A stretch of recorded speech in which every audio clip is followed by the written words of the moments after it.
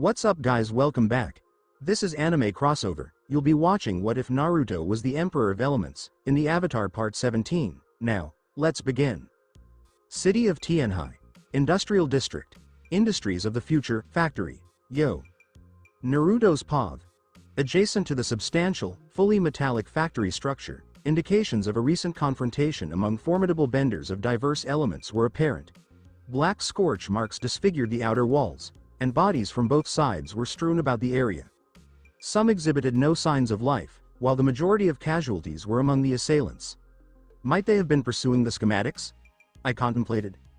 The inquiry into the production of their own automobiles persists, yet the establishment of an independent factory appears improbable.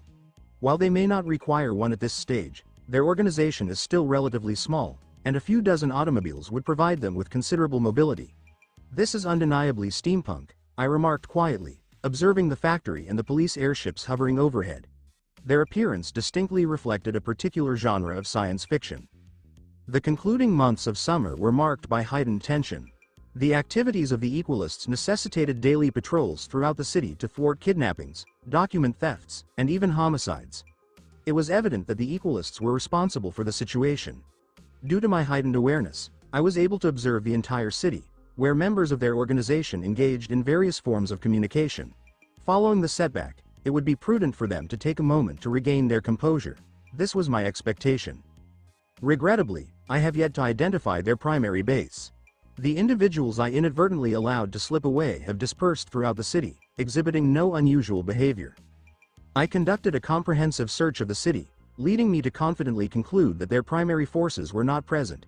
The leaders of the Equalists demonstrated remarkable intelligence, having strategically prepared for any unforeseen circumstances.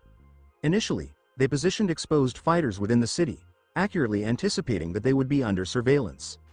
Secondly, certain prominent individuals within their organization, such as the lieutenant, had been provided with volatile substances capable of disorienting even the most seasoned tracker. That is how I lost track of the staff-wielding enthusiast. I had placed too much confidence in my keen sense of smell.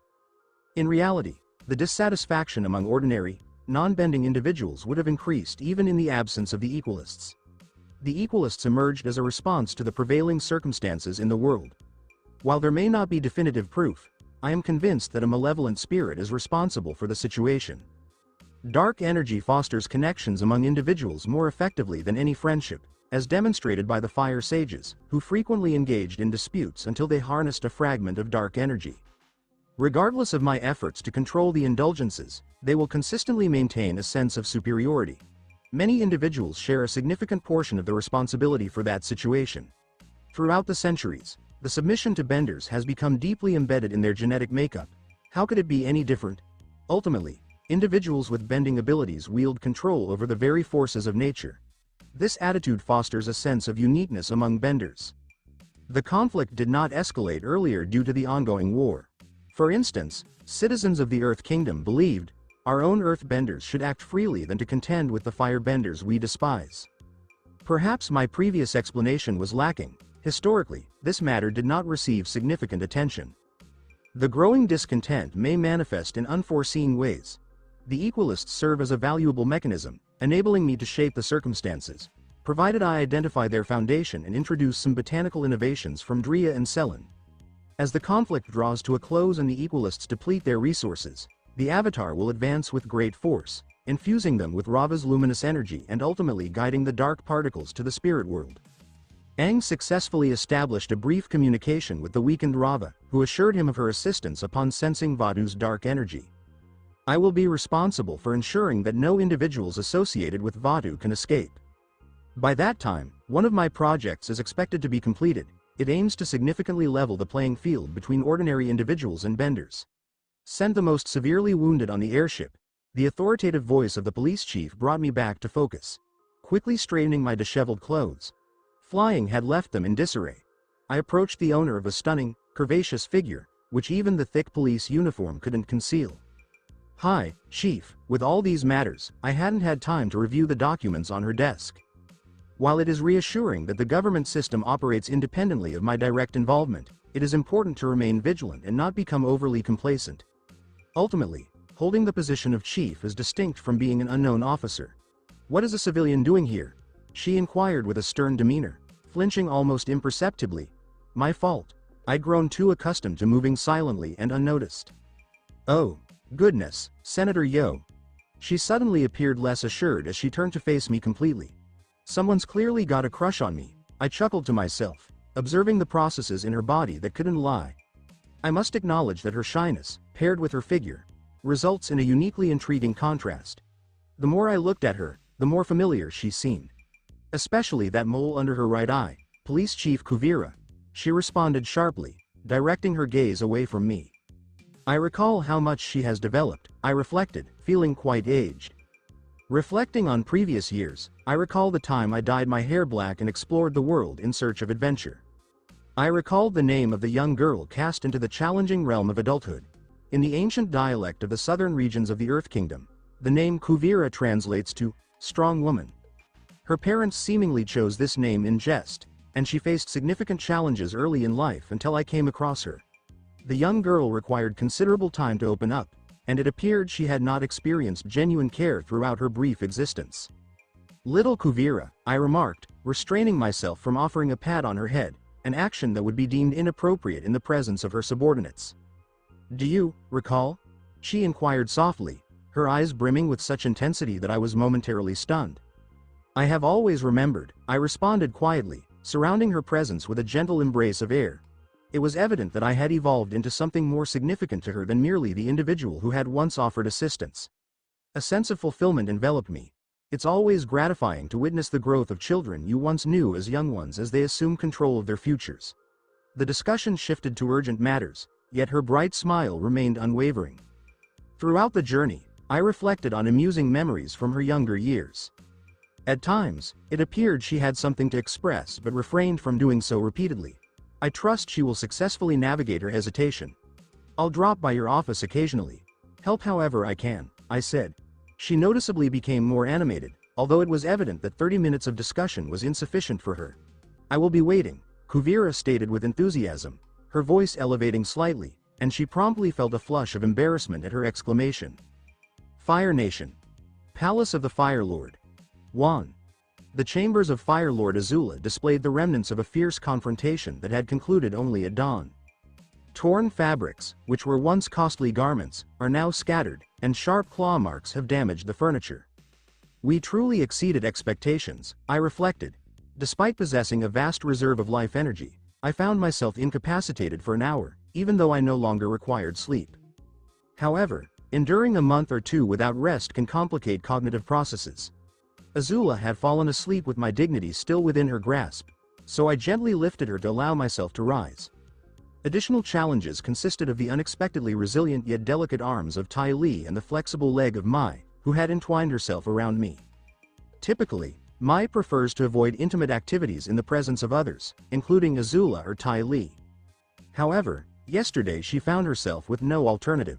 Azula, radiating with joy, had pulled her into the room. The source of such profound emotions was now soaring directly above us. Azula had successfully established a connection with the dragon descended from Ran and Shaw. Her monthly visits to Sun Warrior City proved to be worthwhile. The dragon did not possess the strength of its parents, certainly not that of Iowa, but it assuredly aimed to attain the status of an ancient. During the girl's slumber, I took the opportunity to visit Ursa and commenced my routine training in the mastery of life and spiritual energy. Regrettably, throughout the years, I have not progressed to the next level in various aspects. The decision was made to expand in breadth rather than in depth. One of my forms was consistently present in the spirit world, where conflicts were abundant, enabling me to rapidly enhance my energy reserves. The influence of dark spirits has intensified over the years. I believe it may soon be necessary to dispatch another individual to that location. The capabilities of the ancient level continued to impress me. My enhanced spiritual awareness enabled me to perceive energy with greater depth. Consequently, I found that individuals often possess multiple sources, occasionally 2, 3, or even all 4. Heredity influences outcomes. If an ancestor from 7 generations ago was an airbender, while all following ancestors were exclusively firebenders, it is expected that fire would prevail. However, air would not completely depart from you. Data indicates that other elements tend to vanish only by the 9th or 10th generation if they are unable to compete with the primary one. A significant consideration is the soul, which is unable to manage the simultaneous unlocking of two elements. There are, naturally, exceptions. One of them had been engaging with me quite intensely just hours prior. Azula successfully awakened the firebending element and partially opened the doors to airbending, thereby significantly enhancing her flames. Exploring such matters was daunting yet undeniably alluring. Fortunately, the world consistently presents various challenges that provide opportunities for practice. The research spanned 3 years and proved to be highly valuable. With artificial intervention, I can substitute the primary element. Once assured of my capabilities, I promptly approached Tai Li and Mai. Both exhibited a distinct inclination towards firebending, while their airbending abilities were relatively limited. By providing each individual with a particle from my airbending source, I commenced the process of modifying their inherent characteristics. Notably, the girls expressed a desire for this element. Tai Li had never formed a connection with fire, and the introduction of air would significantly enhance her capabilities.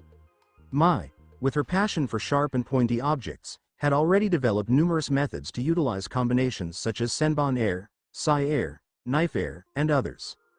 Subsequently, I uncovered additional evidence that reinforces the notion of distinct lives for benders and non-benders before the arrival of the first avatar. Approximately 25% of the individuals I examined were entirely ill-equipped for engaging with spiritual energy, yet life energy remained attached to them. According to Wan Shi Tong, by the time of the Vatu Saga, approximately 25% of the population would become benders, assuming no crisis intervened. Fortunately, no formidable entities have yet emerged from the interdimensional breaches. Iwa has arrived. I detected the presence of a formidable signature. Following that incident involving her intense instincts, she felt quite embarrassed. She was perplexed by the sudden change in her demeanor. Fortunately, such occurrences take place only once every decade with her type. It appears that Iwa is withholding certain information. There is an evident concern in her demeanor, and her altered gaze towards me is unmistakable. We will observe the outcome. Tianhai City. Airbending Academy. I recognize that your insightful minds may still be exploring various ideas. However, at this moment, that is precisely what is required. Avoid attempting to manage the flow, and refrain from overanalyzing methods. Simply yield to the process, I stated, pausing to attentively monitor my students' development. At times, I would position myself alongside a young individual, employing swift and accurate finger techniques to alleviate their tension. This year, the walls of this esteemed institution welcomed its inaugural cohort of students. In recent years, close to 1,000 new airbenders have been welcomed into the community. It is evident that many possess limited abilities, and without consistent dedication, they are unlikely to attain noteworthy outcomes. However, there are also young individuals whose hearts, so to speak, are ignited by passion. I am currently directing my attention towards these young men and women.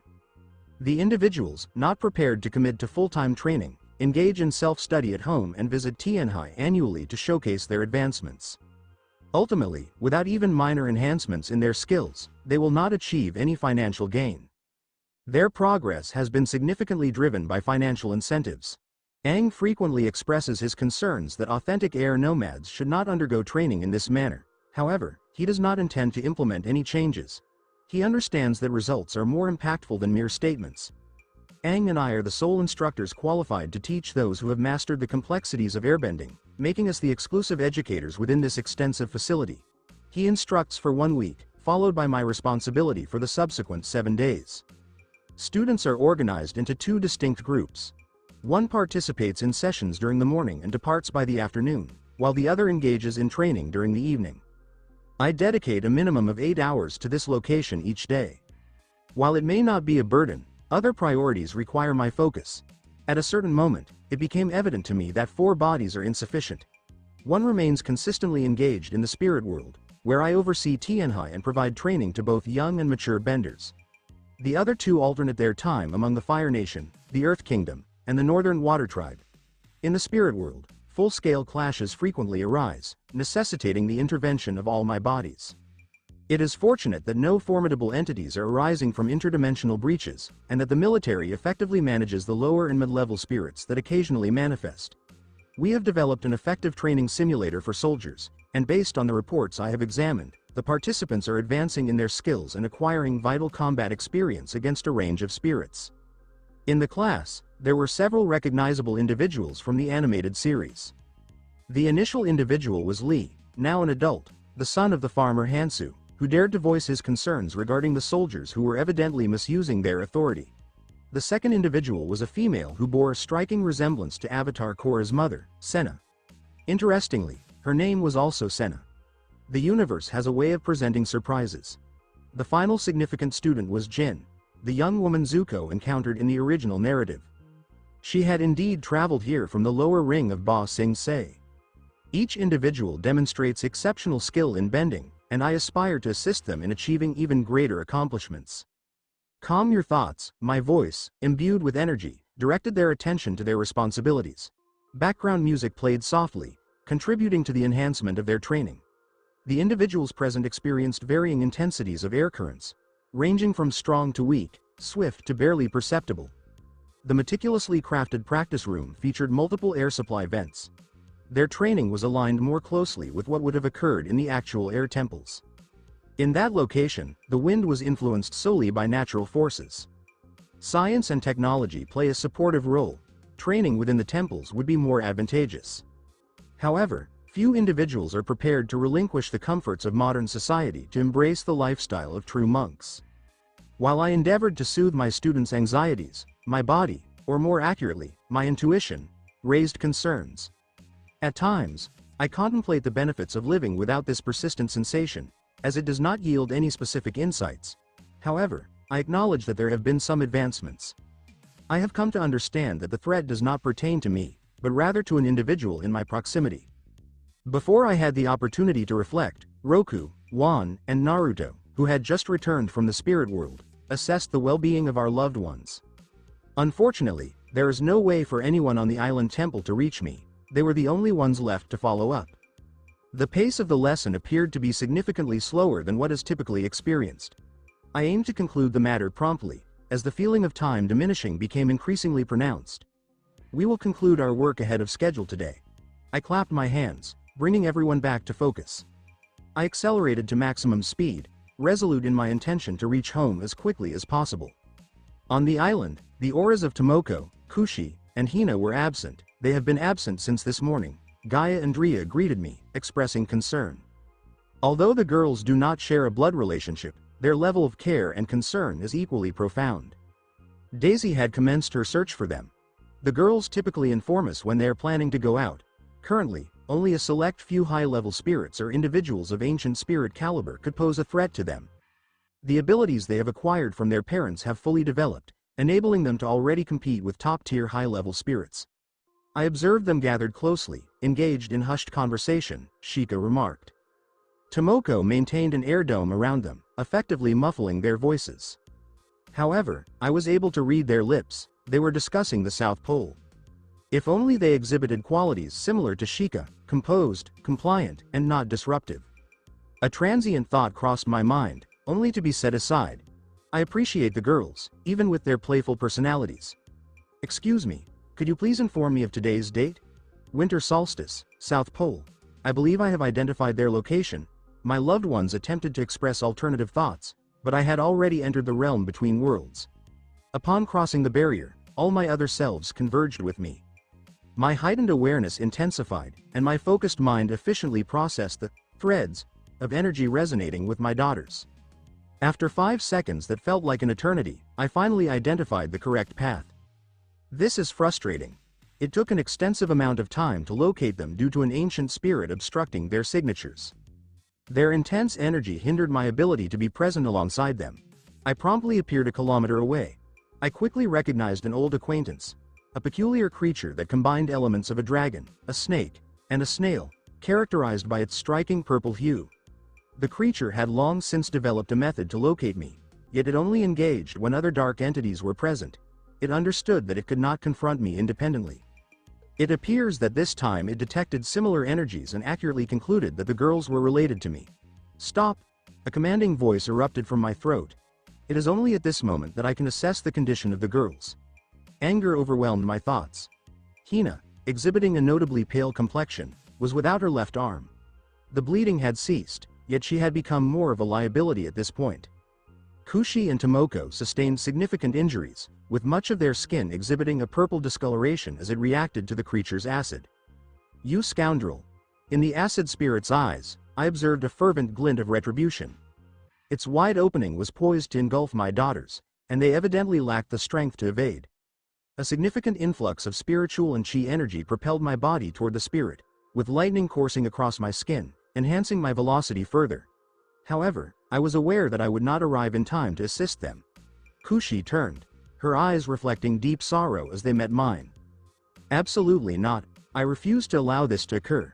I seldom find myself wishing for a miracle, yet on this occasion, I yearned for one with every fiber of my being, and indeed, a miracle transpired. A clear click resonated within me.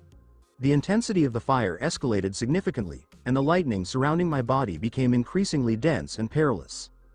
The energy emanating from me was intensely absorbed by the fire source, indicating a shift to a new level. At one moment, my entire being transformed into a surge of energy. It appeared as though time had decelerated significantly. However, I would later come to understand that the reality was quite the contrary. I had become remarkably more efficient. The delayed sound of thunder resonated in the girls' eardrums. Before any signs of despair could appear on their faces, they discovered they were several kilometers away from the spirit. It was just starting to comprehend that its target had disappeared. "We will discuss this later," I said to the girls with a firm expression, handing them a handful of Kai crystals. In the following moment, I found myself once again near the spirit's maw. The skill I acquired from advancing to the ancient level in firebending has resulted in a partial transformation into lightning. While that may not be completely precise, the only action available to me at this moment is to propel myself forward at astonishing speeds. However, I am unable to engage with other objects. In a critical moment to protect my daughters, I briefly engaged in a physical manifestation, subsequently transforming their bodies into a singular element and safely relocating them away from the spiritual realm moments later. During the critical moment, everything functioned flawlessly. However, in the absence of immediate necessity, I find my thoughts wavering, struggling to grasp the methods or actions I employed. For the next few minutes, I let out my rage on the spirit's body. I may have won this war before, but now it was much easier. The spirit couldn't keep up with my moves, as my new talent allowed me to move between planes in milliseconds. During the combat, I learned that the lightning itself had not become stronger. Its capacity is limited to extraordinarily fast migration from one location to another. I believe there is more to it, but it will require time and practice. But the fire has definitely gotten stronger. The heat from my white flames dissolved the spirit's acidic spit before it could reach my body. I stopped being amusing and began flinging waterbending and firebending techniques at the spirit, gradually draining its energy, which it was pouring into its barriers. I had to summon my final two bodies, who eagerly dove into its jaws, assaulting from within with Kai-based tactics. A minute later, I watched in delight as the spirit disintegrated into basic particles. It was time to chastise the girls, who were still trembling. When I saw my girls, I couldn't say anything since their appearance was so terrible. "Come here," I hugged all three. They could face a penalty later. "Forgive me, Father," Hina said, lifting her moist eyes to mine. "Nothing to forgive, but I hope you've learned the necessary lessons from this." I shook my head, inspecting their bodies for severe or concealed wounds.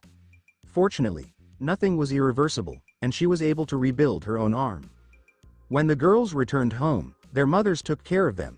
Meanwhile, I needed to process the combat and observe what happened after I reached the ancient level. Upon entering my study, I realized that it may be too late to save them.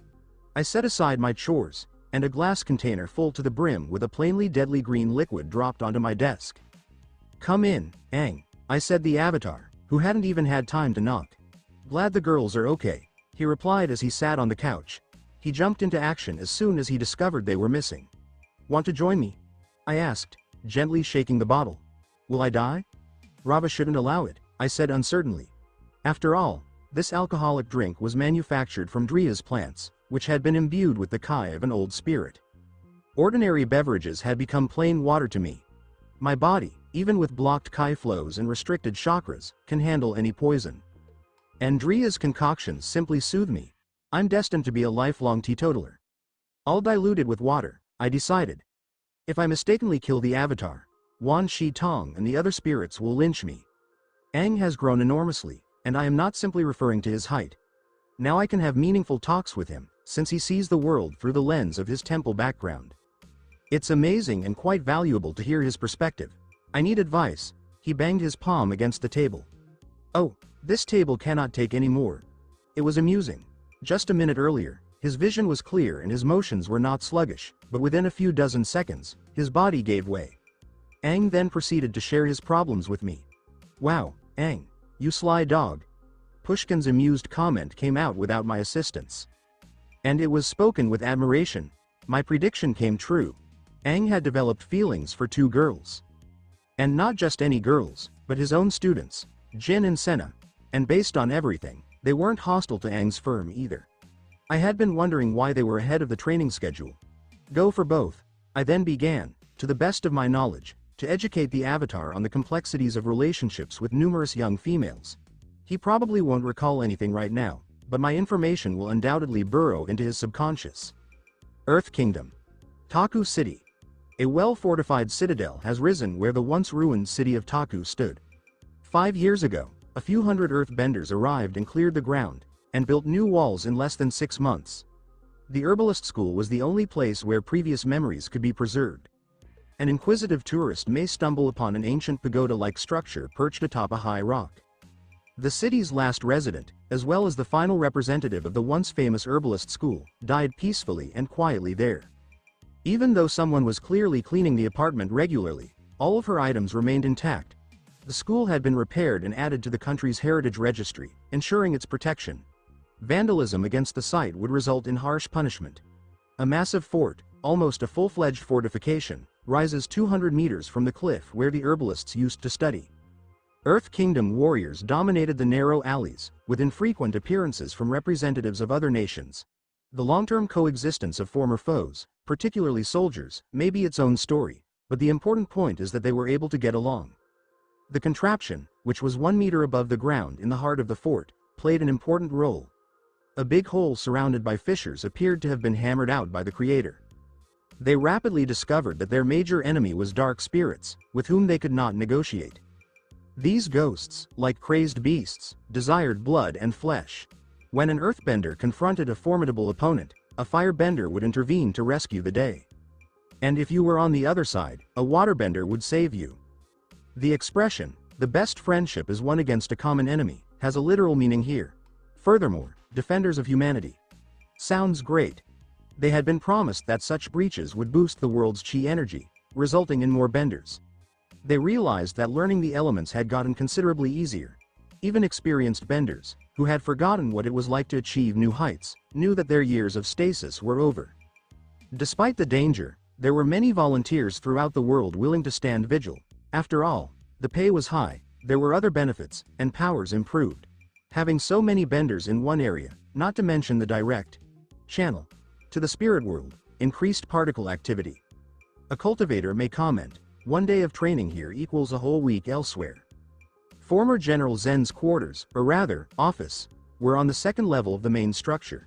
He is currently the commander of defense for Interworld Base No. 8. After many years of service, Poppy Baifong's father retired. Yes, retirement existed in our universe, albeit in its early stages.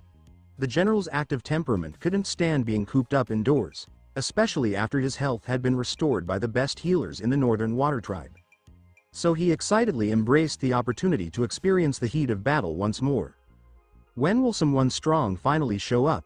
The spry elderly man complained to himself. If he had spoken it out loud, his subordinates would not have comprehended. After all, a struggle with a low-level spirit here could result in death. However, over the years, only mid-level spirits have emerged from the hole. Occasionally, many mid-level spirits came at the same time, but other cops dealt with them quickly, allowing him to watch with jealousy. Occupational hazard. It appears even he is unaware that his behavior is abnormal. And Base 6 has encountered a high-level spirit for the second time this year, he said, barely audible. His helper gave him an angry look, indicating that he was not speaking quietly enough. Okay, fair enough. All of the papers intended for the base commander had been thrown on this intelligent young man. Zen was not adept at such writing. He preferred earthbending, and that was all. Is there something wrong, Ms. Miyuki?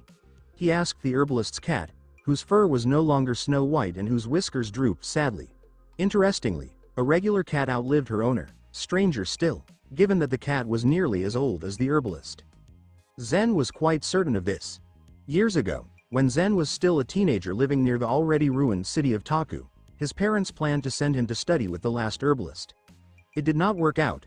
But after over a year with her, he couldn't confuse the cats. Miyuki was the same Miyuki from many years before. He assumed Miyuki had been an unintentional victim of one of the herbalist's trials. The teacher enjoyed making potions but frequently left them lying about the house. Miyuki's raised fur spoke louder than words. Something was breaking through from the opposite side. Unusual, but true. Regular cats are extremely sensitive to approaching ghosts. That is why each base usually had a few feline representatives. "Who's coming to visit us?" the former general inquired, rubbing his palms together. 5 minutes later, as half of the base's crew gathered around the breach, they detected a faint aura of spiritual energy. "A high-level spirit."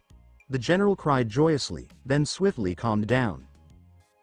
I mean, it's bad that a high-level spirit is coming," he declared. Unfortunately, no one believed the battle-crazed man. "I need to stretch my old bones.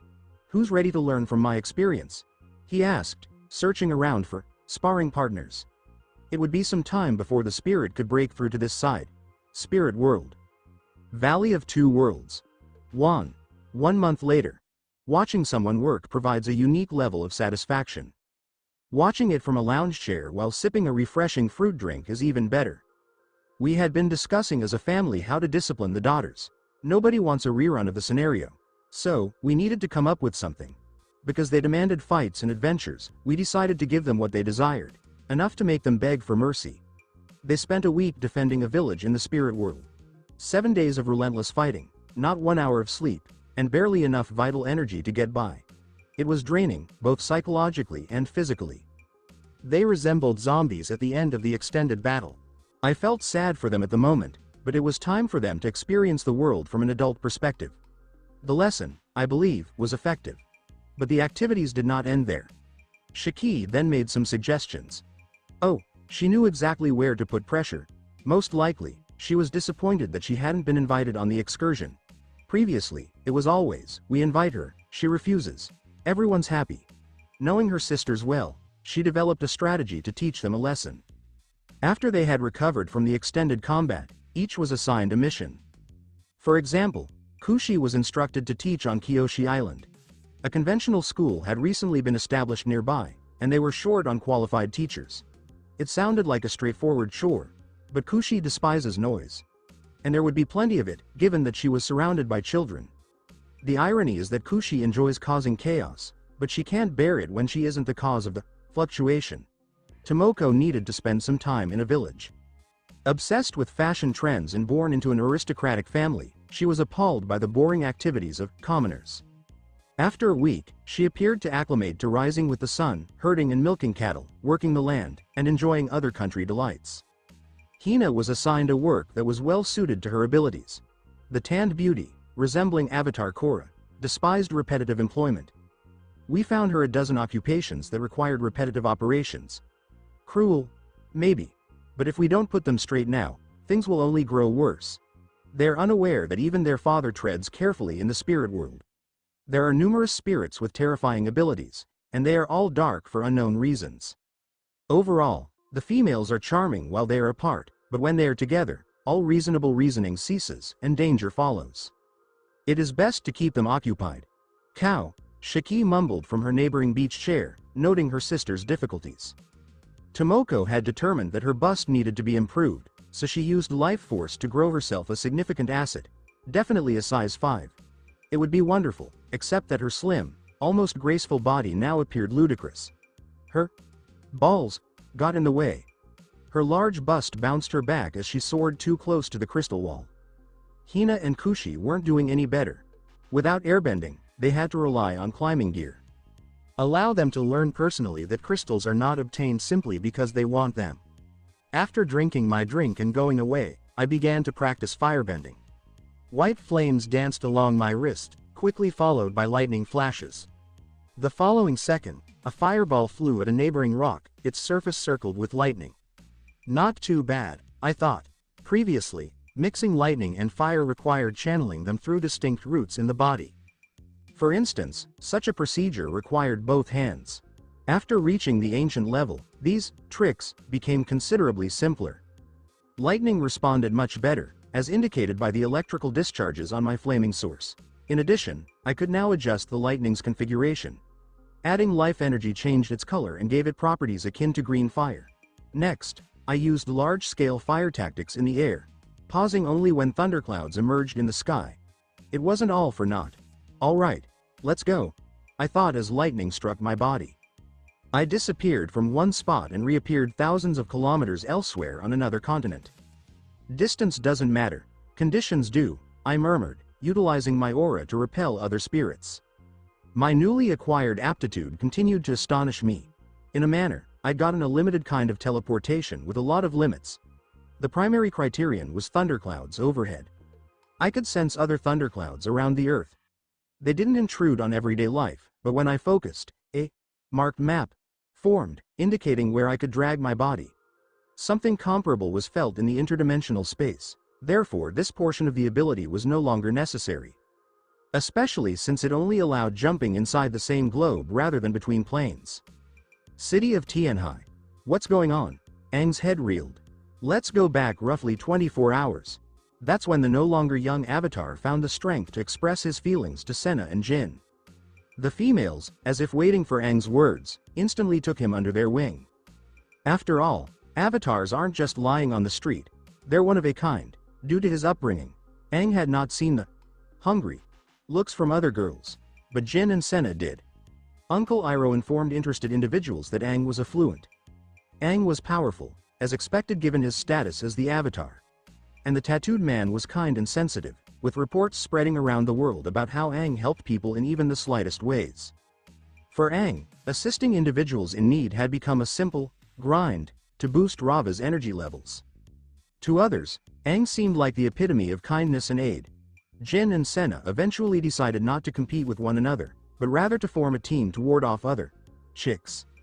To their credit, the females genuinely had feelings for Aang, albeit how deep those sentiments went remained to be seen. Aang believed their first date was going poorly. Nobody had taught him how to court girls. There was no such instruction in the air nomad culture, thus Uncle Iroh's counsel had slipped his mind. But the females didn't see things that way.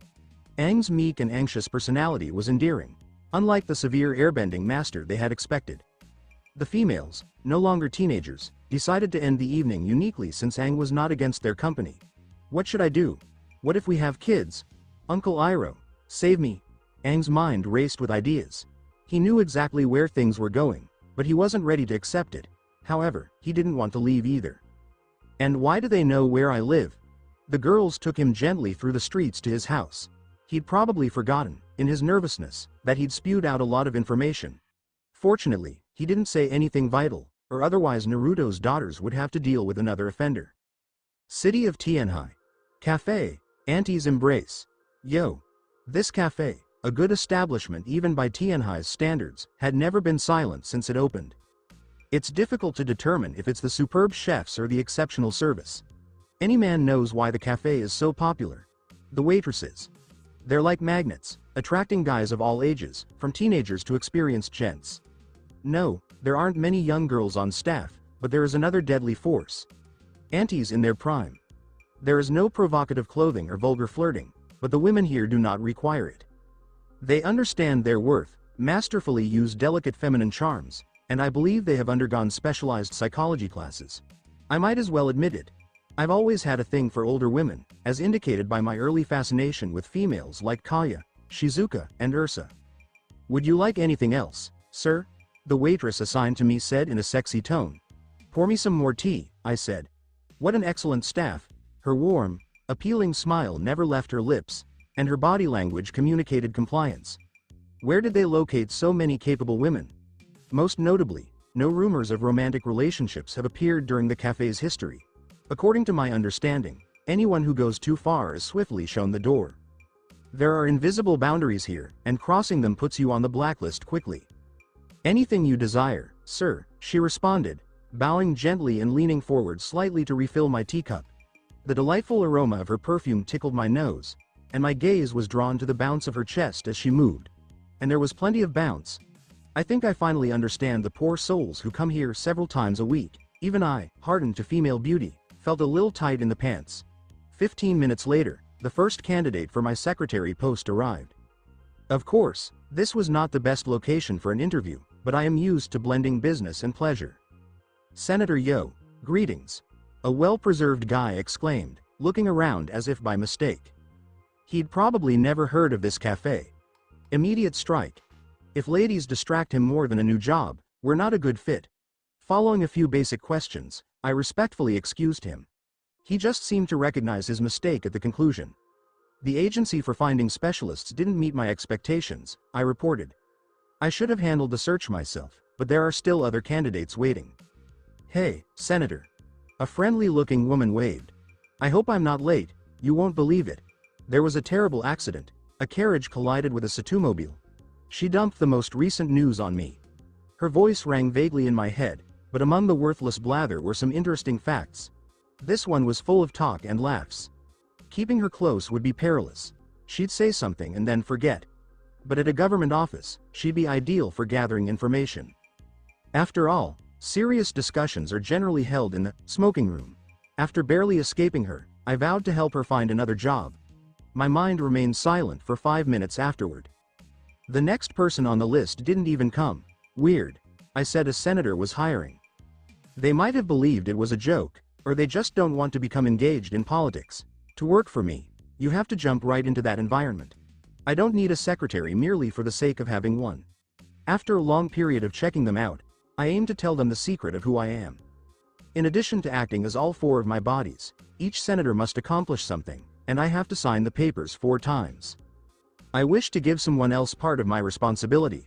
Also, I'll need to keep a careful eye on one organization's actions in the next few months. No one even came close to meeting my needs until almost nightfall. As is typically the case, the last candidate was the best. I'm just kidding. I saved her for last on purpose because she had the most, shall we say, polished experience. She graduated from Gaolin University and has worked in a number of disciplines and held good jobs. She had an amazing resume by the time she was 27. It also helped that she was a well-known character. And there she was. Zhu Li Moon, the animated series character who was a secretary, mechanic, bodyguard, soldier, politician, and eventually president of the United Republic. She worked for millionaire Varric. If she has even a little bit of her canonical traits, I would hold on to her with all my might. Where else would I be able to find someone so devoted, skilled, and adaptable?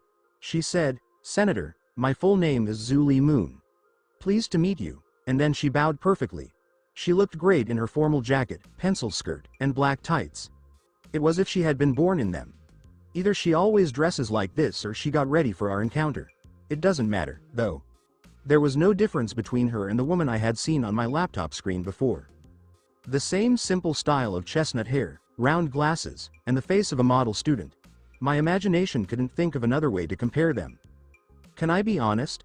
A lot of the job requirements are pretty vague. I'd like more details, she said as she adjusted her glasses. I realized I had made the description too convoluted by trying to suggest a more responsible and personal function, which just confused everyone. I'll explain as best I can, I said, and Zhu Li Moon seemed much more sure of herself. She took command right away. I'm sorry, but I can't tell you everything right now. I promise the job isn't shady, it's just a matter of trust. Once I'm sure of your loyalty, I'm ready to make you my right-hand woman, so to speak. A more helpful talk came next. Before I knew it, we were still there when it closed. Zhu Li, as she let me call her, lived up to her remarkable resume. There was a clear business air about her, with a strong sense of focus, purpose, and composure. We went to a different place, where she carefully read the document and signed it. We said goodbye on a good note and went our separate ways, or so she believed. In fact, I made sure Zhu Li Moon got home safely. It was late, and she had won me over as a person and as an employee. I can't always keep an eye on her, therefore her fighting and weapons training would start the next day. Sadly, my scan of her body showed that she is a direct descendant of individuals who practiced Kai. She can bend, but even if her gift wakes up, she'll never be better than a pupil. Later, I'll have to teach her some Kai skills. But only after I know I can trust her. When I got home, I hugged Shiku and Chitara, then talked to Drea and Selen to get them ready to move based on where I was. I planned to find the Equalist stronghold tonight, but first I needed to check on the groups.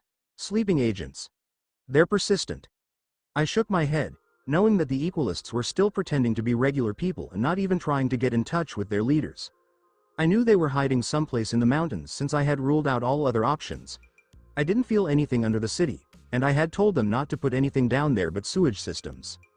Many movies, TV programs, and cartoons make it clear that villains go into empty areas underground right away. They couldn't hide in water either, as we're not that far into the future. The only thing left was the land around it. I'll take Shitara with me, I said after I couldn't detect anything in the air. The smells of the people I was looking for had faded with time, and the Equalists tended to keep in their burrows. Weird. Shitara is a spirit by nature, but she can track like any predator. We located 3 small, unregistered communities in Tianhai an hour later. Shitara had followed the hunters from these places, but she also talked about other signs of people. 2 hours later. The trail leads here, Shitara replied, making her nose wrinkle in a funny way. Those neurotic jerks had crossed their tracks all over the mountain, having us go around 6 times, I said, good girl, and my hand naturally went to her head. The kitten never complained when I petted her, she liked it. But one thing troubled me. Shitara wasn't hurrying to make our relationship stronger, and I had wanted to taste her for a long time. The women in our household had already accepted her, too. Let things take their course, though. Then it was my time. The rock in front of us looked like any other rock on the mountain. But I saw the fake tunnels because the breeze came through every fissure and made their edges excessively smooth. In less than a minute, I located a small hidden lever that opened a large path. There were no guards around it. I'm pleased they weren't as careful this time as they usually are. Move as quietly as possible, I whispered, hiding my Kai entirely. Soon, we saw the first persons, who were members of the group and were easy to spot because they were wearing uniforms. The weak light made it almost impossible to see our bodies creeping up the ceiling. I whistled to myself, not bad. There were perhaps 1,000 individuals here. Next, I was even more shocked. There were busy training halls, labs, barracks, and lots of additional rooms for specific purposes. Scientists worked, soldiers drilled, and someone was brainwashed. I thought, it's good that some are held here by force. Loyal members' bodies wouldn't have to deal with a lot of stress. Asterisk. So, since you couldn't take Tianhai's bending arts, you moved to other cities. Some of the people who worked here had gone missing all over the world. How smart. They didn't take the best minds. They took second-rate ones. And you've already copied Sato mobiles. The cars looked bad, but they worked. No surprise, they had time to acquire and take apart cars over and over. There were also a couple Sato mobiles there. Very strange. I don't sense a drop of dark Kai, I thought. I always sensed that the fire sages were different from me and not human when I encountered them. Vatu may be using a different plan now. I just don't believe that he has worked with this group. We finally got to an office where the smartest person worked. I sighed and said, Yakone, after all. I knew right away who the man beneath the mask was. I heard them talking and recognized that, although wanting to take bending away from all benders, they were far more sane than the fire sages who came before them. Oh, my heart tells me that their techniques won't be bloodless for long. By the way, they had tried twice to take bases that protected the gateways between worlds. After all, the holes immediately mess with their ideas for a perfect world. They can't get rid of old benders before new ones are born. The fortresses, on the other hand, have been told to destroy any movement toward them that isn't approved. Before the Equalists could even do anything, arrows, fireballs, and other deadly things came flying at them. They rapidly figured out that there was nothing to gain there. In cities, they could at least use civilians, but most of the individuals who work at the bases are soldiers who are apprehensive and suspicious. I thought, Task 1, find all of Eamon Yakone's close friends. Task 2, ask Drea and Selen to put a lot of little ears and eyes here. And finally, find a way to see dark Kai particles. This is what came to mind right away. Looks like I'll have some enjoyable days ahead. Same time and place. A piece of Vatu, a small Kai being that was hidden deep inside Yakone's spiritual body asked, is someone watching me? The piece buried itself at the very bottom so that it wouldn't be seen, which limited its powers. For example, it could only see, hear, and feel what its host did, and nothing else. The piece isn't Vatu's whole body, thus it doesn't have all of his powers and has to give up part of them. 1 month later, city of Tianhai, the police station. Yes, that's not the most eloquent way to say it, but at that moment, Kuvira did look like a cute little dog looking up at her owner. A wagging tail would have made the expression of adoration in her eyes complete. Zhu Li even looked at the police chief with a confused look on her face, but there was judgment in her eyes, aimed at me, not Kuvira. That was fine because Zhu Li had been very formal up to that point, which I didn't enjoy. I still recall how red her face got when I brought up the clothing rule in the contract and forced her to wear something like a miniskirt. She could have fought back if she didn't want to, but she liked how my eyes sometimes moved down to her legs and hips. Every girl wants to be noticed, after all. Don't go overboard. There was a rationale for all of this. I like looking at lovely women's bodies, but I was also trying to get her to show her feelings and see what was in her heart. She started to talk more slowly. Let's get back to Kuvira now that we've gone off subject. To be honest, I plan to use the police chief's feelings to get control of the law enforcement agency's resources without feeling bad about it. Drea, Daisy, and Gaia had immediately put the Equalists under perpetual watch. It wouldn't be hard to keep casualties low if you knew what they were planning. The cops here were just as vicious as the rest of the world. They would take down criminals without thinking twice. Yakone would definitely get people moving. I wanted to stop a possible slaughter. Kuvira was right, but she might not have a choice. It was vital for me to step in. I told my assistant, Zhu Li, make us something hot. She didn't need to know this right now. No, I had ample time to get to know her, and betrayal wasn't in her nature. But for now, some things were better left unsaid. The walls here are thick, so no one can eavesdrop. This meant I could tell Kuvira why I was there. I replied, Kuvira, you know by now that the same group was behind all the attacks, and she nodded. I want you to listen to me because soon they will step up their actions. Okay, she said, cutting him off right away. I'm glad, but let me explain everything, I said with a smile, knowing that Kuvira didn't treat people that way. The size of the Equalists group made her serious. After all, some of her subordinates might be working for the enemy. If you know where their base is, we can beat them today. I shook my head and said, it's not that easy. People need to let out their feelings, realize that they are not second-class citizens, and accept that the law protects them as equals. I smiled at Kuvira and said, we'll have more time to talk about this. I couldn't help but touch her head. She looked down shyly, like a child. Deep down, you're still that 6-year-old girl who wants to be warm. A week ago, city of Tianhai, Wan. Ancient firebending skills were written down on stone tablets in the depths of the Sun Warriors Island. Some of the letters were too worn to read, while others were legible. That's where I discovered how to find bits of dark Kai. The shaman priestess of the fire temple showed how to read energy in the anime series when Korra was possessed by a dark spirit, but even the library didn't know how to do it. Wang Shitong was continuously looking for methods to add to his collection. It wasn't hard to learn the technique because I already knew a lot about spiritual healing. They are similar in that they both use elemental energy to change positive energy, but this one needs life energy. The easiest target to try the approach on was Bakir, the so-called king of the criminal underworld, who was actually a high-ranking equalist. He didn't trust his workers, so he slept alone and moved around every day or two. Better safe than sorry. With that in mind, I sat on a bench beside his 5-story building for hours, slowly building up the life force in the region. I made all the residents sleep more deeply when I thought it was enough. I then quietly unlocked Bakir's apartment door. I walked across the corridor for a short time before going to his room. Bakir slept soundly, not knowing. It was easy for them to get to his body, which made them rethink their loyalty to Vadu. But, I thought, we won't know until we try, as I mixed a pinch of life energy, some good energy, and fire particles. 5 seconds later, a small orange flame lit up my palms.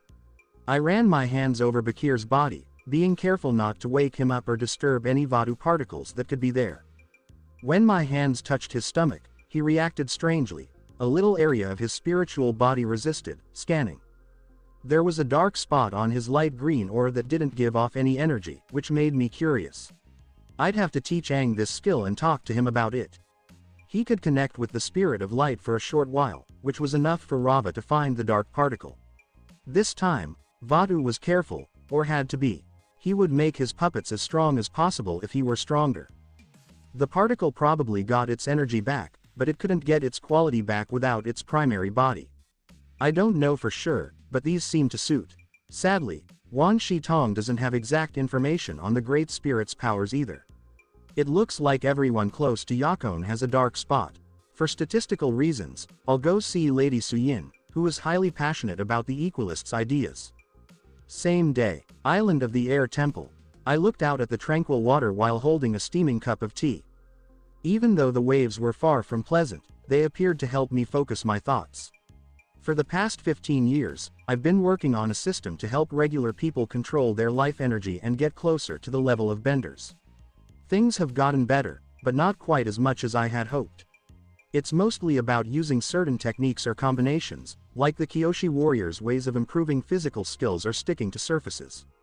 If someone learned all of the strategies I've come up with, they could compete with even a mid-level bender, as long as the conditions were right. Why are there so few swordmasters like Piandao? Because they have shown that they can beat strong benders. How many people in the world can use a sword? Most of them could be as persistent as Piandao, but we don't know who they are. To be a real swordmaster, you need to have a lot of ability, be able to keep going, have a lot of experience, and be able to control your life force at the greatest level. Honestly, any big move from a mid-level bender could easily kill a dozen skilled swordsmen.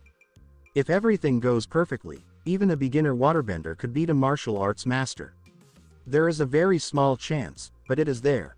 This illustrates that even people who use life energy techniques are still at risk. They can still die from a knife thrown well.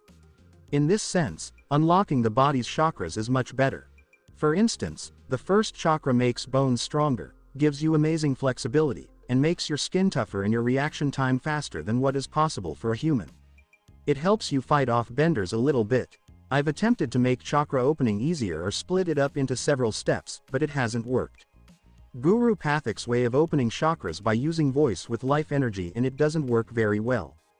Aang, as the avatar, Daisy, who is half human and half spirit, and my other daughter, who is also half human and half spirit, have all simply unlocked their chakras. Most people still can't use this path. People need to feel safe, and the only way to do that is to be able to protect themselves. I rubbed my eyes and said, maybe it's time for bed. The island that was coming up quickly wouldn't go away. A floating island. Before I could finish my thinking, a huge lion turtle head sprang up out of the sea. In the animated series, the lion turtle showed up when Aang needed help. I hoped this old beast wasn't here by accident. It reached out with a huge clawed paw without saying a word. I didn't feel any bad feelings. In fact, I didn't feel anything at all, not even a hint of energy. The next thing I knew, I was in the air, seeing two huge claw fingers come closer to my forehead. For me, the following few minutes felt like years. Because of the stress on my mind, I had to unite with my other bodies. I learned a lot from the old masters of life energy that filled my thoughts. I didn't have time to be shocked. I had to take advantage of this rare chance. In summary, opening the body's chakras is like forcing locks off doors. It's an effort by descendants to bring together bits of knowledge about life energy that are spread out and make sense of it all. They deserve appreciation since not everyone can make something useful out of something that used to be excellent. Before the first Avatar won, people knew how to get the same results as chakra opening without putting their lives in danger. Yes, it took longer for people to reach the 7th chakra, and the lion turtle only knew a handful of them. But what amazed me most was that their growth was safe, so they could start training when they were young. After a few minutes, the training methods I needed were imprinted in my consciousness, but I wanted to ask this person, who might be older than the spirit of wisdom. In the animated show, lion turtles talked to each other, but with me, they utilized pictures, which was much faster. I let go of the ancient creature only after an hour. My head was still full of information. Wan Shi Tong will be jealous. He doesn't even know about those times. Lion turtles are like Noah's arks of this world. They have protected not only people but also spirits many times, keeping them safe from the great spirit's never-ending war. The cartoon program might not have depicted how powerful the spirits are, but here, even a simple ancient ghost could easily demolish a huge metropolis. What type of damage did Rava and Vadu do? The lion turtle said that whole areas that were thousands of kilometers long were sometimes made unusable. Their wars broke apart the continent into 3 parts. The spirit of chaos caused most of the damage. That's what he does best. Spirits and people who lost their homes often lived in lion turtles for hundreds of years. They were able to control both life and spiritual energy since they were natural products of the world. They were able to avoid danger because they were quick and aware of their surroundings. They found out where Rava and Vadu were and stayed away from those areas. It seems like the world made lion turtles to protect life. I'll talk to Wan Shi Tong about this. I can't wait to show off what I've learned. The Temple of Island Air. After the lion turtle left, you were so happy that you wanted to tell someone about it right away. Sadly, the only person home was a lethargic, fluffy cat-like spirit named Chitara. It was funny how spirits with animal features generally followed their instincts. Chitara loves to sleep in strange places and in strange positions. Yo couldn't help but bring home a big box. Within 5 minutes, it had been claimed as her new temporary bed. Chitara slowly opened her eyes and started to stretch in a sexy way, which was exciting for Yo to see. She had never gotten used to wearing clothes, thus she was happy to get rid of any clothes, even if they were rare materials from the spirit world. Has something positive happened? Chitara inquired with a hint of curiosity, peacefully closing her eyes as Yo's firm yet tender hands began to soothe her body. Is it truly enjoyable to touch someone else's body? Personally, I find it more gratifying to be the recipient of affection. Yo's fingers delicately traced her large areolas, gently brushing against her firm nipples.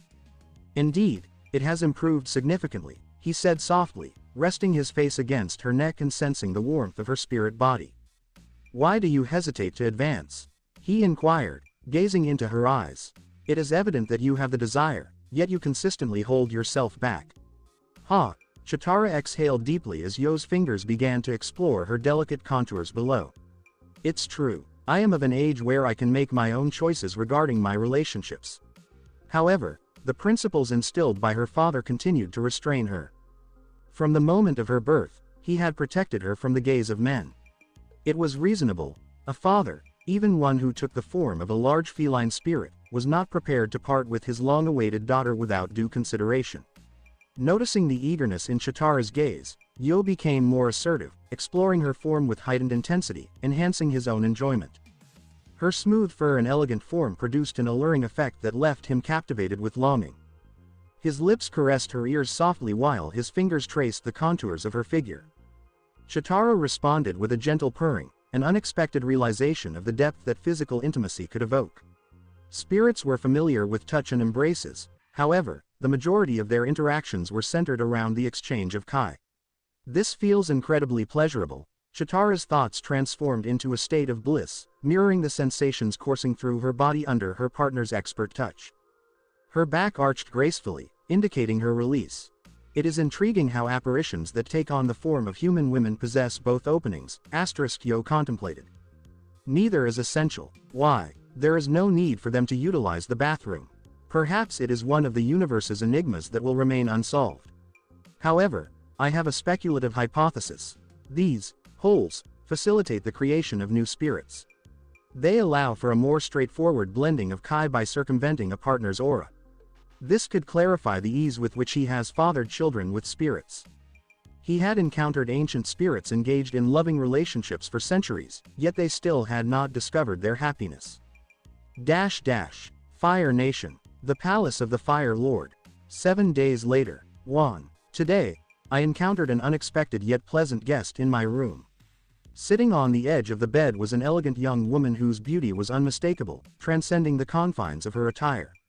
Anya, filled with anticipation, nervously twirled her blondish golden hair. I have come to the conclusion that I wish to share my life with you, Father, free from any influence of our lineage. She declared as soon as I entered. How many times have I requested that she refrain from calling me father? I reflected, although a part of me stirred with unexpected pleasure at her words. You have my response, and I will reiterate. I am always pleased to see you as my daughter, and my partner, I stated, bridging the gap to her gentle face. I swiftly pressed my lips against hers to emphasize my words. Anya's lack of experience captivated me, particularly her gentle utterances of father. Although we were not related by blood, the circumstances were undeniably stimulating. After 30 minutes of engaging in our passion, we decided to take a break. Anya wished to engage in a conversation to express her thoughts. It became evident that she had desired physical intimacy since observing my interactions with other girls. The discussion unexpectedly shifted to stockings, pantyhose, and various types of lingerie. Anya observed the joy on my face as I made contact with her long, stocking-clad legs. In the days that followed, Juan traversed the palace with a remarkably joyful expression. Anya, in the meantime, needed to update a specific component of her wardrobe. Tianhai City. 1 month has passed. Are you weary of enduring the dominance of benders? Consider joining the equalists. The so-called elite of our society have prospered at the expense of everyday citizens, oppressing us for far too long. Align with Amen. We will dismantle the bending government. From a modest elevation, a middle-aged man spoke fervently into a megaphone, seeking to enlist individuals into a controversial organization. Behind him were posters featuring concise yet impactful slogans. A large portrait of the organization's leader was also present. Bending is not a negative aspect. One of the onlookers, inspired by his address, responded emphatically.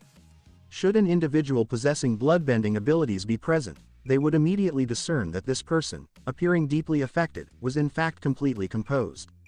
In contrast, his heart remained entirely composed. In summary, it was a meticulously orchestrated performance, a skillfully executed spectacle, and the audience was evidently engaged. You are a bender, correct? The agitator inquired, leaning forward with a hint of provocation. Indeed, I am an earthbender, the second actor responded, expanding his broad shoulders, clearly taking pride in his skills. It seems my words did not resonate with you as intended. Perhaps you are prepared to utilize your skills to impart a lesson. That's an excellent idea, the earthbender remarked with a hearty laugh. That is the challenge we face in our society. Individuals like him leverage their influence to instill fear in others. We must strive to create a more equitable environment, not merely through rhetoric. As he spoke, those around him began to resonate with his sentiments, nodding and murmuring in agreement. We are not instilling fear in anyone. You are the ones creating your own intimidation. Another earthbender, who had been observing with a confused demeanor, asserted. There is a significant increase in their numbers. These so-called enlightened individuals are emerging rapidly, akin to weeds following rainfall, a plainclothes police officer stated. He and his partner held responsibility for this district today. Why is it not possible to apprehend these individuals who are being dishonest? The supervisor is well aware of the strategy. While we could consider these less experienced individuals, they may lack sufficient knowledge about the organization. We are unlikely to achieve our goals, the seasoned officer remarked, shaking his head. Previous attempts to arrest such outspoken individuals had proven ineffective. The majority were merely employees, while some had not even encountered Amen. The initial earthbender appears to be recognizable. I recall now. He is affiliated with the Crawling Crystals Triad. We should proceed to apprehend him. It appears that, in conjunction with this enigmatic organization, individuals engaged in criminal activities are increasingly emerging, the senior officer reflected. Some interactions were less seamless. Among the subtly concealed individuals backing the agitators were their own associates.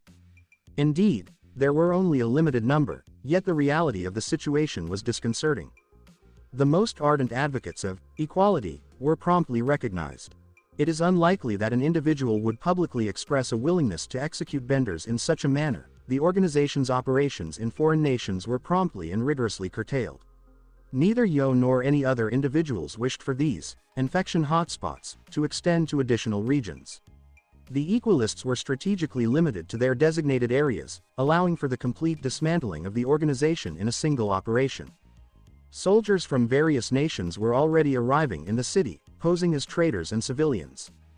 The residents of Tianhai must embrace the role of pioneers, confronting a swiftly evolving reality directly. They were the individuals who needed to embrace Amon's concepts, perceiving themselves as complete beings even in the absence of bending. Once the organization ceased to exist, individuals would need to assume responsibility for their own lives. Professionals in psychology, sociology, and related disciplines had previously established a theoretical framework for mass behavior, referring to it as consciousness expansion. The residents of the city would undergo emotional roller coasters, consistently disrupting their established patterns. Tianhai has established itself as a global center. Any modifications made here would be promptly embraced by other nations. 7 days later, industrial area, storage facilities and manufacturing plants. Evening. I have long aspired to witness Amon, the leader. At last, my aspiration is set to become a reality. The muted conversations of others traversing the dimly lit streets reached my ears effortlessly. This gathering was distinctly intended for the most dedicated adherents of the Equalists' ideology. There is an announcement scheduled for today. The leader will be sharing his insights.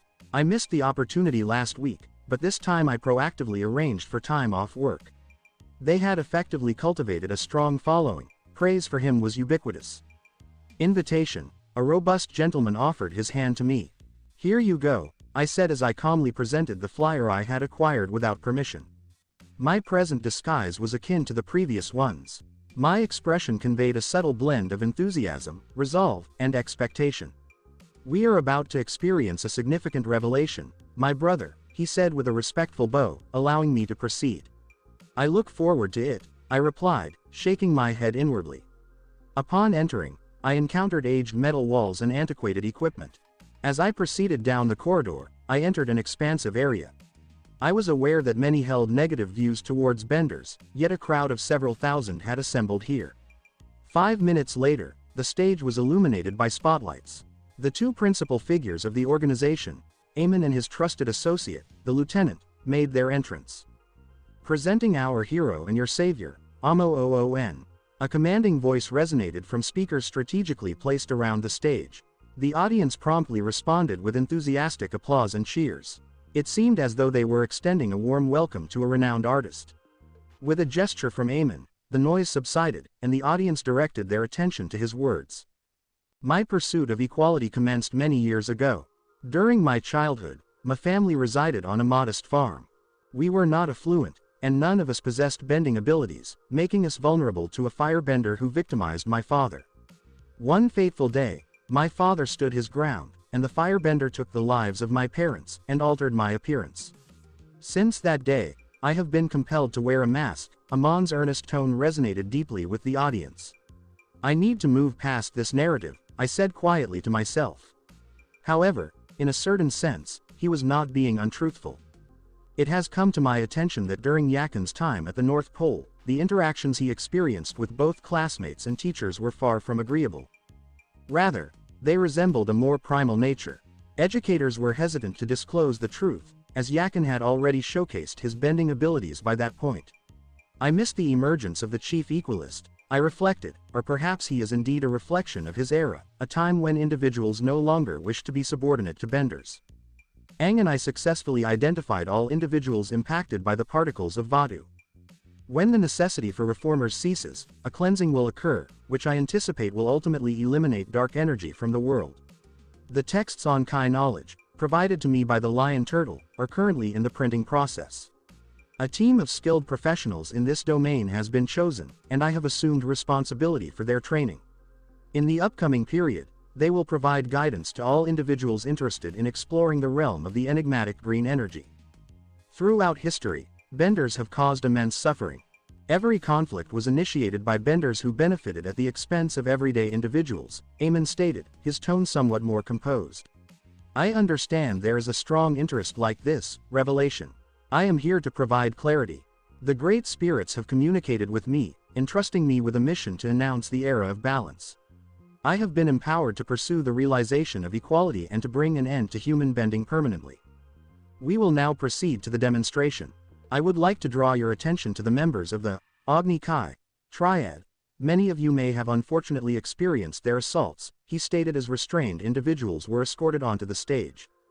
The dense fabric obstructed their ability to communicate verbally, yet their eyes conveyed a profound desire to express themselves. It was anticipated that our time would come to an end. We should have taken the opportunity to depart when it was presented, the Triad's leader reflected inwardly. He and his team were enlisted by Amon and undertook various missions, aiming to progress within the organization. They accumulated their wealth through the exploitation and suffering of everyday individuals, but their reign of terror concludes here. May truth prevail for the victor. I will extend an opportunity for redemption." The leader's handcuffs were promptly removed. With determination evident in his gaze, the firebender executed a series of techniques, yet they proved ineffective. Aemon skillfully evaded the assaults, advancing methodically with each step. Following a brief pause, the leader of the triad initiated a powerful, expansive lightning bolt into the atmosphere. Regrettably, it provided Aemon with the opportunity to approach closely. With a few quick motions, the bender's hands fell slack.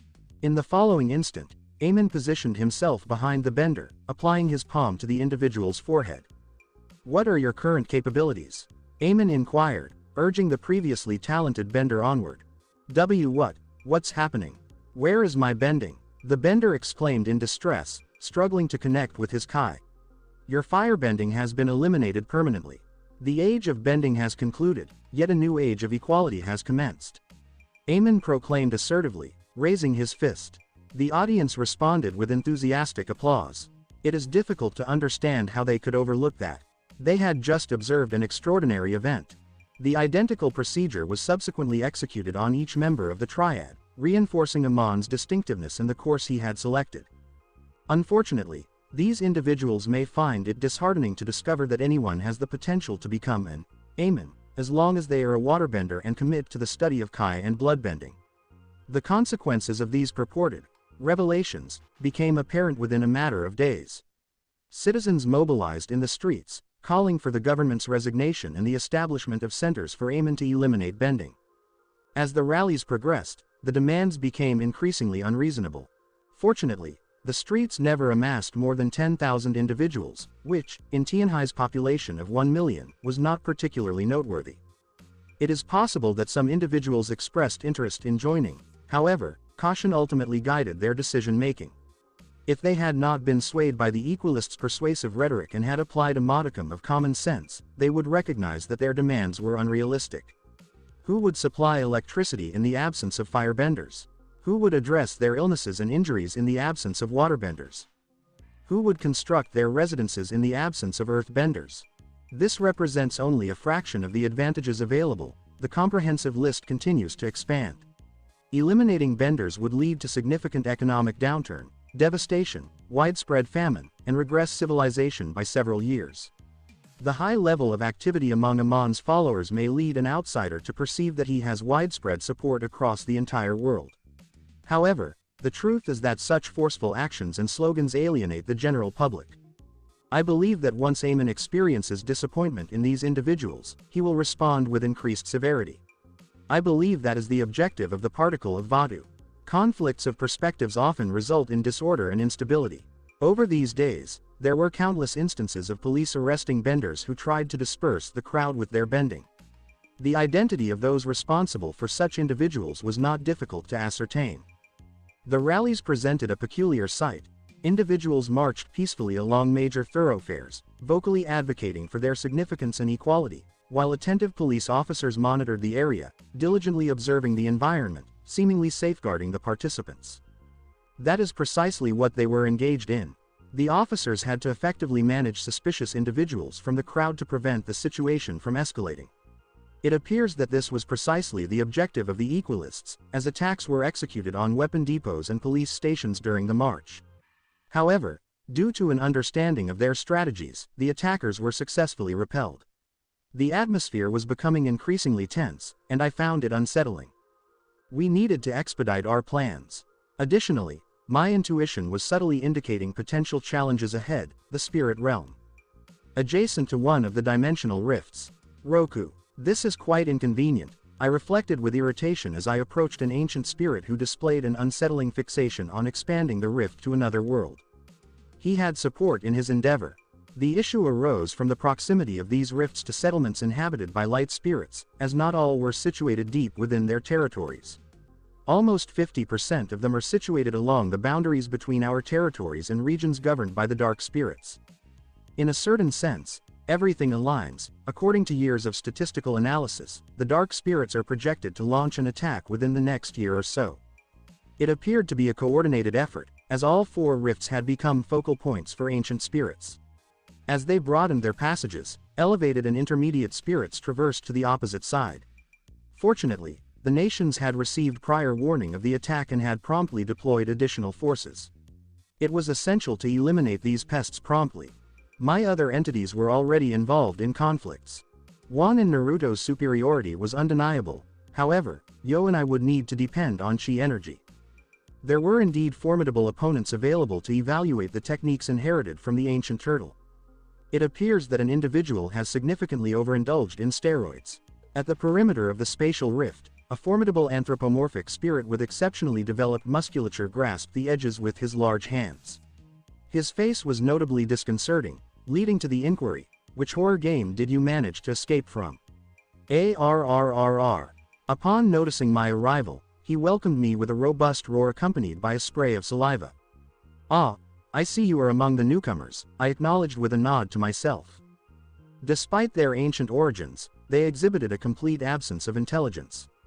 In contrast to the experienced individuals, were able to engage in thoughtful discussions and formulate strategic plans even when faced with challenging circumstances. Furthermore, the ranks of the dark forces were progressively populated by unusual spirits exhibiting distorted elements. As noted by Van Shitong, this occurrence was a result of their swift, mass game. The core of each spirit was perpetually subjected to the energy of vanquished adversaries, and with ongoing exposure, transformations were inevitable. He noted this with a hint of enthusiasm. The Great Owl consistently sought out new research subjects. Before engaging the monster, ancient armor composed of chi energy manifested on my body, safeguarding its most critical regions. This defensive technique has been examined for many years by all reputable Kai benders. Indeed, various villages and settlements exhibited their unique variations, however, they ultimately converged on the same fundamental principle. Various techniques exhibited springy defenses, while others concentrated on comprehensive body coverage. Numerous variations were present. Gliding beneath the spirit's formidable muscular arm, my two fingers, aligned closely, made contact with his torso. Upon engaging with the monster's aura, a slender beam of chi energy emanated from my fingertips. A small, inconspicuous hole emerged on the body of the steroid-enhanced creature, leading to significant repercussions. The solitary strike from the green energy caused disruption, hindering the spirit from unleashing its complete power. Certainly, it would not require much time for him to address the issue, but who would allocate the necessary time for him? I am beginning to comprehend how Kai benders thrived during their era. I had just employed technique number 1 utilized by Kai benders. Benders, certainly, that is how the practitioners of that era identified themselves. I have always recognized that this world is not suited for those who do not succeed as benders. The technique closely resembles the gentle fist of the Hyuga clan. The sequence involves twisting chi energy and maintaining it at your fingertips, culminating in the release of a powerful, green beam of death, upon impact. The proximity to the spirit's body directly correlates with the extent of the damage incurred. While some damage may be inflicted from a medium range, it is minimal. Kai bending, in essence, thrives on direct contact. This muscular individual proved to be a remarkably skilled fighter, which was anticipated. Only the most resilient prevail in the challenging territories, and he must have faced countless conflicts to attain his present strength. Regrettably for him, he proved to be an ideal opponent for me. He did not emit any lethal energy, approached directly, and his distinctive spirit ability lacked practical application. My alternate selves were encountering greater challenges. They faced exceptionally intricate spirits whose characteristics were infused with numerous adverse traits. I was unable to reach out to Dryu, as she was already deeply engaged in assisting the less perceptive, Ents, and various other nature spirits. As the conflict progressed, the entity possessing the yet-to-be-identified element started to falter. It is evident that my contributions have resulted in his body and aura functioning as a natural sieve, inhibiting his ability to absorb energy and compelling him to depend on his reserves. In the meantime, Tianhai City, the city hall, thousands of people had come together in front of a stunning white marble edifice. Most of the people who listened to Eamon were regular people who believed him, but there were also police officers and those who were just curious. The leader of the Equalists was right in front of the throng. His body language showed that he was relaxed, as if the state was ready to give in. On behalf of the peaceful citizens of our city, we demand equality. Amon's strong voice boomed throughout the square, and people reacted in different ways. Some people looked at him in admiration, while others yelled at him in fury. The latter were the police, who had fought with the Equalists dozens of times that week alone. The bastards were extremely good at blending in with the throng, and arresting everyone would just make things worse, which would help the Equalists. He was cut off by a string of explosions. There were thick columns of black smoke rising in many directions. No one knew what was going on, but it was evident that it wasn't good. Law enforcement started to steadily close up on the leader of the Equalists. In response, other members of the group came out of the crowd and stood next to their leader. At the same time, Little Ba Sing Se, the world's first shopping complex based on the city itself, with 3 rings in a similar architectural style, was on fire in various neighborhoods surrounding City Hall. There were bodies of people who had been hurt by the explosions all over the place. It was a terrible sight. The Silk Road Bridge, a huge suspension bridge, was another place where explosions happened. Its broken steel cables had buried a lot of persons and automobiles below. Some explosions merely grazed the ropes, which gave people a lot of time to get out. The third and last explosion site had the least damage. The Harmony Tower, one of the city's most popular attractions, was a huge building with beautiful metal support beams that curled up and connected at a very high point. The tower has many observation decks on different levels.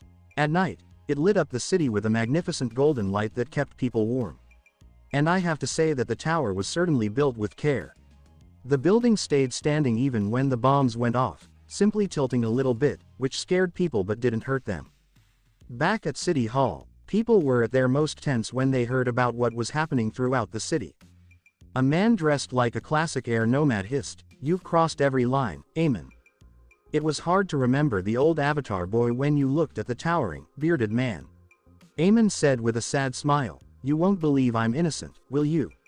"No more leniency," Kuvira said, shaking her head and raising her hand to tell her subordinates to stop. Aang showed the way by attacking Amen. He knew of Yo's ambitions, but this wasn't the time to let the enemy go. He had a lot of doubts, though. The Equalists hadn't tried to kill anyone the whole time. People who died in fights did so by accident. No one killed anyone on purpose. There was a fierce fight. Amen had to fight off 2 very strong masters at the same time. A fully formed avatar who could control 4 elements and a genius metalbender. The audience that was panicked bent harder, which made the struggle even more chaotic. "Oh," shouted a brave, or maybe stupid, person who had not run away with the mob but stayed behind and helped the Equalists from time to time. You said a firebender messed up your face." Aang's assault grazed Amen, knocking off his mask. Even though things were tense, a lot of people looked at Amon's face. And there were no scars or burns on his face. In front of them was the tanned, unblemished face of a Water Tribe member. Yakon said, "Years of work, all for nothing." His fingers curved in an odd way the following second, stopping Kuvira and Aang in their tracks. He quickly got close to them and hit their bodies with his knuckles, masterfully preventing their access to bending and making their muscles stiff. He quickly put the meddling officers down with classic waterbending. The passerby hissed, "Look at your great equalizer," and stressed the final 2 words. Ready to judge benders when he's a waterbender himself. How much more of his lies can we believe? Those who had lately helped the Equalists started to back away, disillusioned with the group's goals. It was unlikely that anyone would follow him now that his lying and cheating had damaged his political career. This wasn't good either, though, because it indicated he had nothing to lose and could be more aggressive. "Follow me," he said, moving his arms and legs very little to gather water from the air. The valiant officers were going to lose. Amen quickly showed that he was far better than they were at waterbending. "Better let him go. I'll use the same energy bending to get rid of Vadu's particles." Aang pondered as he lay in a strange posture. He was embarrassed that he lost to a bender who only had 1 ingredient. He admits, "I got cocky." He had entirely forgotten that people weren't spirits and that their tricks worked far better. The aftermath of the fires and collapses was handled rather quickly, which isn't unusual in a society with a lot of benders. The bridge, on the other hand, couldn't handle being treated that way and started to fall apart. Yo, Roku, Van, and Naruto's daughters were lucky enough to be close, riding flying bison. Humans had to say goodbye to a dozen automobiles, which would become homes for fish in the future. The most important thing was that humans were saved. A conference of the Red Lotus Order was going on in one of the new apartment buildings. They were responsible for the terrorist assaults that killed numerous innocent people. Some philosophers were accurate when they said, "Man is the true evil." The Order members showed this by creating more harm in a few minutes of explosions than all the Equalists put together. A similar scene happened a few blocks distant from the Red Lotus meeting. But the Equalists were in a funeral mood because an unknown third party had ruined all of their goals. Even Vadu's particles were surprised, to say the least. Someone was doing their job much better than they ever could. Suyin Baifeng questioned Yakone, "What do we do now?" as she rubbed her temples tiredly. "I don't know," he said in a flat voice. He thought of a lot of things, but for some reason, only the most violent ones for their group's future stuck. They would be blamed for what happened anyway, so why not be the ones who kill people and judge them? "Do you hear that?" the lieutenant said, not sure. "Is someone knocking on the window?" "We're on the 5th floor." A happy voice from the broken window said, "Knock, knock, knock. We've come to visit." Naruto, the leader of the water tribe, was there. "How quickly children grow. Ah, I had such high hopes for you, Yakone," the unexpected guest said with a sigh. 3 other senators, Yo, Roku, and Van, stood behind him, all showing signs of a recent, hard-fought struggle. Shit, Bakir swore to himself, his mind full of bad things that could happen. He wasn't the only one. The others were still kids when these creatures in human form were known throughout the planet. Tianhai City. I thought, we got here just in time. The whole leadership of the organization is here. As I looked at the people who had come, I still felt unhappy as I watched them. Each founder was amazing. The guy in the corner had swiftly made a little worse version of the Satomobile. Zansu was a real business shark, and Bakir had made a lot of unique earthbending moves without even knowing it. That was too bad. Their good intentions were doomed from the outset. The Vatru particles didn't need humans who were happy and strong. I remarked calmly, "You know what you've done," as my other bodies approached them. Bakir wanted to say something, but Yakin shook his head. His eyes were calm, almost resigned, as he stared at me. He had tried to regulate our blood a dozen times before I spoke. Not at all. He realized we were in different leagues. "I know you're not behind the attacks," I said, knowing what he meant without saying it. They were partly to blame because someone else had gotten into their group and used their resources. But that doesn't make your crimes okay. You kidnapped dozens of people, attacked civilians countless times, and did other things that were against the law. We wanted better for regular people, Yakin said, his voice hoarse from having been second class himself. And you did it, I said. People knew they were important if they worked together. Of course, only the most devoted still believed in Aemon, but the way people thought about things had changed a lot, even without him. I added, Kai will finish what you started. They weren't stupid. They had thought about investigating this strange energy, but like me, they didn't have enough information. Even much they tried so hard, they couldn't find a means to unlock chakras. At least some comfort, Yakin said with a weak smile before putting his head in his hands. Not just him. All of them shook. The Vatru particles didn't like that the Equalists were giving up. Finally, Aang is here, I thought with satisfaction as the avatar sailed in and the wind blew gently. I wasn't the only one who felt him come. The bodies of the Equalists twisted in strange ways, and the particles ran away. Aang closed his eyes and put his fists on his chest without saying a word. His tattoos started to glow, which meant he was full of higher order energy. Ha, he said, throwing his arms in the air. A wave of white energy that glowed softly swept across the Equalists. Then came a horrific shrieking or weeping sound. The Vatru particles were dying. It's over, I said with a heavy sigh. I started to look into the Equalists. The particles had left their imprint, as expected. Well, they're aware and in good health, I said. Some drooled, while others acted like babies. I employed Firebending's way of reading energy. There's a big hole in one part of their spiritual bodies, and another part is broken. Their spiritual minds are like they've been blended up. That probably messed up their thoughts. There's no personality, no goals, nothing that made them who they were. It's the worst punishment imaginable. But who knows? Maybe they're stuck in their minds, reliving memories. It's hard to say which is worse. Aang asked, what is wrong with them?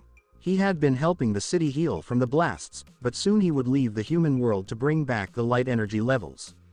Spiritual damage. They're just empty shells now. We'll send their bodies to an international research lab for care and study. There won't be any solutions this decade, but maybe someday we'll heal these wounds. I'll wait for the experts. For now, I'll deal with the terrorists, I said.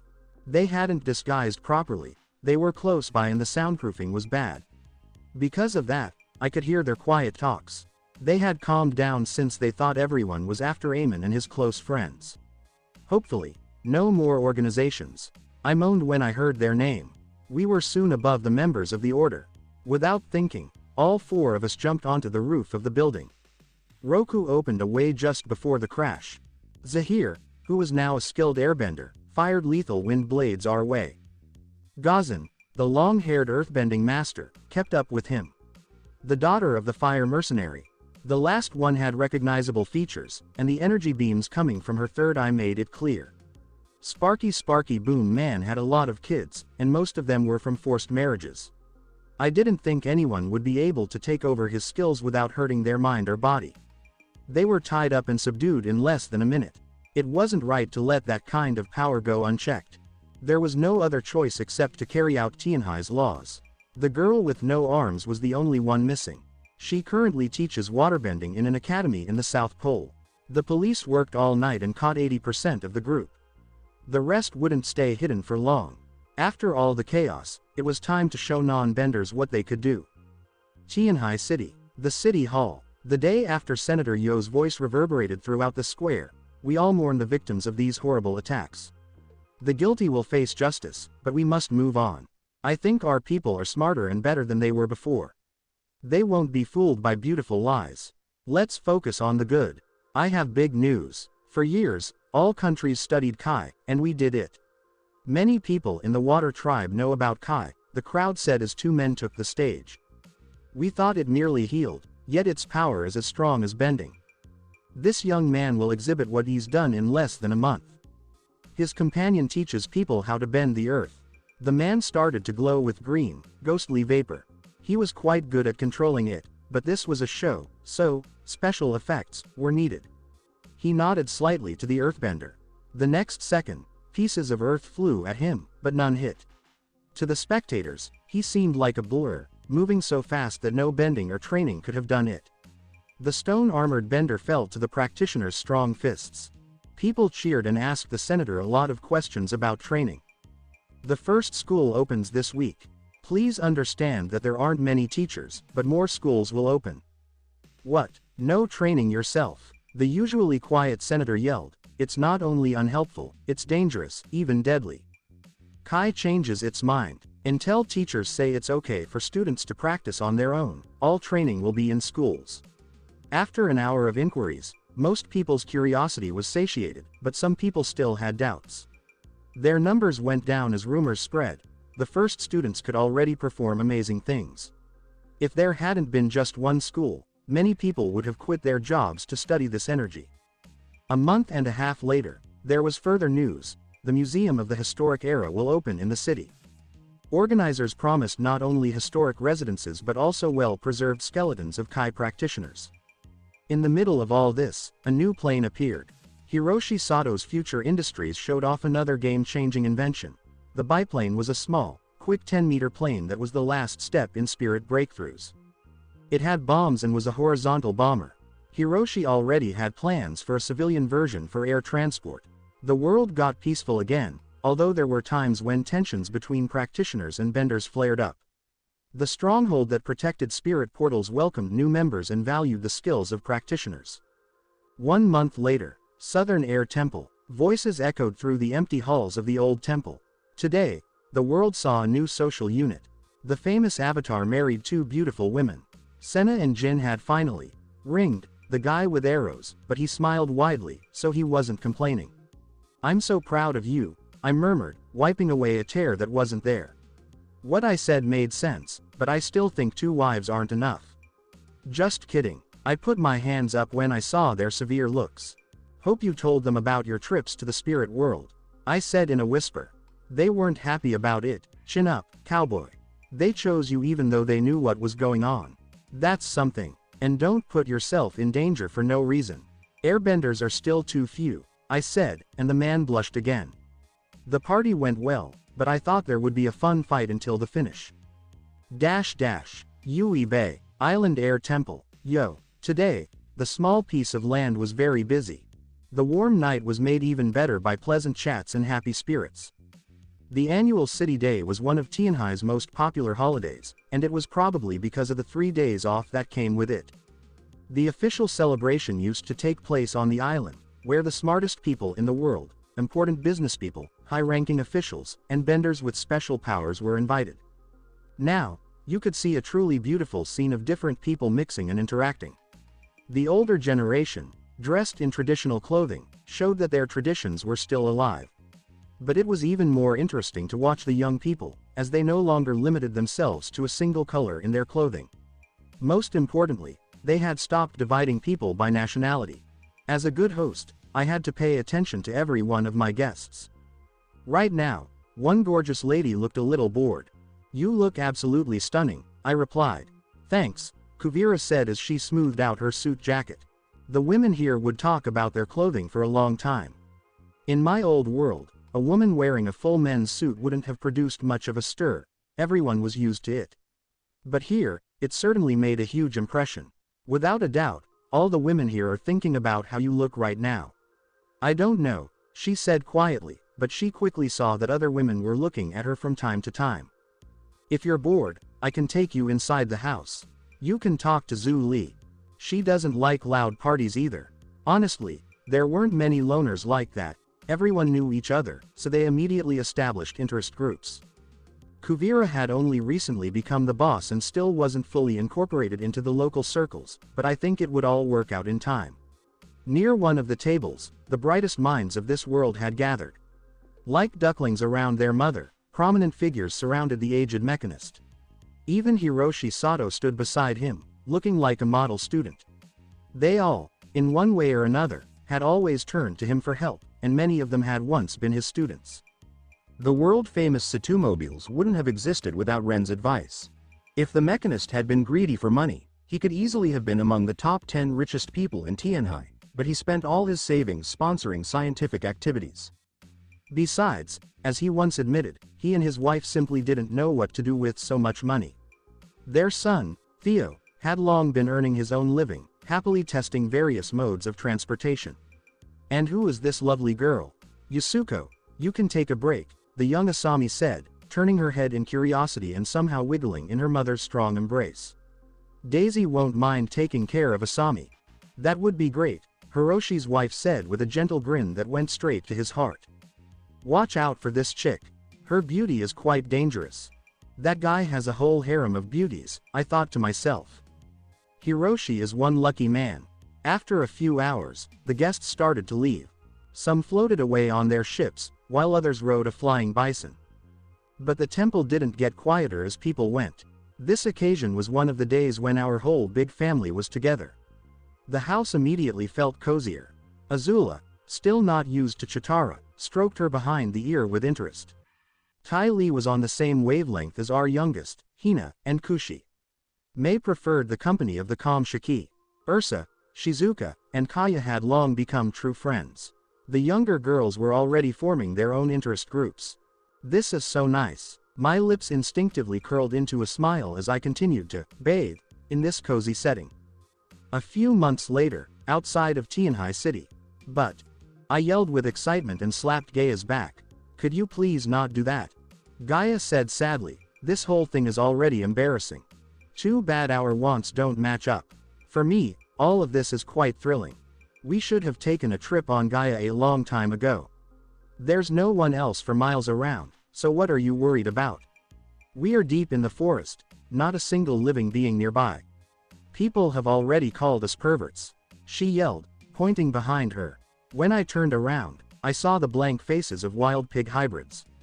They made a sound between a piglet's squeal and a bleat and turned their backs to us, as if to say they didn't like what we were doing. "I don't like these hybrid pigs. It's not personal. I just don't like them because there are too many of them. There are pig cows, pig goat sheep, pig deer, and even pig roosters and pig hens. To be honest, I've lost interest in making fun of their ancestors." "That's right, Gaia can talk to animals with her Kai.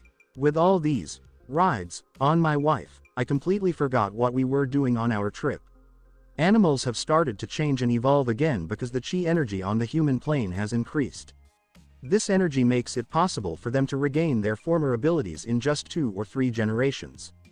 Others, sensing a good atmosphere, have started breeding like crazy, threatening to enter cities soon. Gaia and I act as diplomats, drawing lines between humans and animals. Of course, not all of them are rational enough to talk to each other, but that's where the so-called kings of the place come in. These are usually the most powerful animals in the area, and they are often spirits disguised as animals. They are very smart and, most importantly, the animals in their territory are almost always obedient. We just want them to stay out of human areas, that's all. People are already asking to get rid of those big, aggressive groups of predators.